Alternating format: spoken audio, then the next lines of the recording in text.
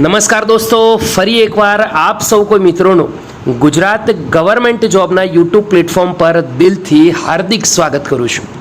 દોસ્તો, CCE ગુજરાત ગૌણ સેવા તરફથી finally group A group B ની સંયુક્ત ભરતી એવી જુનિયર ક્લર્કની 5,500થી વધારે જગ્યાઓની જે પ્રિલિમ્સ પરીક્ષા લેવાઈ હતી, નોર્મલાઇઝેશન માર્ક આવી ગયા છે. ઘણા બધા મિત્રોએ સ્કોર કાર્ડ ડાઉનલોડ પણ કરી લીધા છે. જો ના કર્યા હોય તો હજી પણ સમય છે, ડાઉનલોડ કરી લેજો.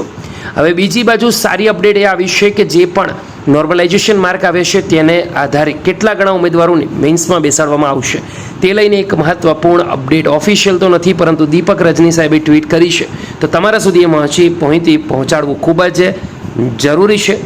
દીપક રજની સાહેબની ટ્વીટ પ્રમાણે CCEની મેન્સની પરીક્ષામાં બેસવા માટે 7 ગણા ઉમેદવારોની એક યાદી 2 દિવસની અંદર જાહેર થવાની મોટી સંભાવના છે. આ ભરતીની પરીક્ષા મેન્સ છે એ ઓક્ટોબર મહિનામાં લેવાઈ શકે છે. તો દોસ્તો, હવે 13 સપ્ટેમ્બરના રોજ યાદી જે મેન્સમાં કેટલા ઉમેદવારો એલિજિબલ છે તેમને માટેનું જે લિસ્ટ છે તે જાહેર થવાની મોટી સંભાવના છે. તો જ્યારે જાહેર થશે ફરીવાર વિડીયો બનાવીશ, તમારા સુધી જાણકારી પહોંચાડીશ. આપણી આ એકવાર વિડીયોને લાઇક કરી દેજો. કટ ઓફ કેટલું રહ્યું છે હજાર સુધી આઈડિયા નથી દોસ્તો, એકવાર યાદી જાહેર થશે તેના પરથી આવી જશે. આપણે વિડીયોને લાઇક જરૂરથી કરજો, બીજા સુધી શેર કરવાનું ભૂલતા નહીં. ફરીવાર મળીશું, ત્યાં સુધી ગુડ બાય, ટેક કેર, જય હિન્દ.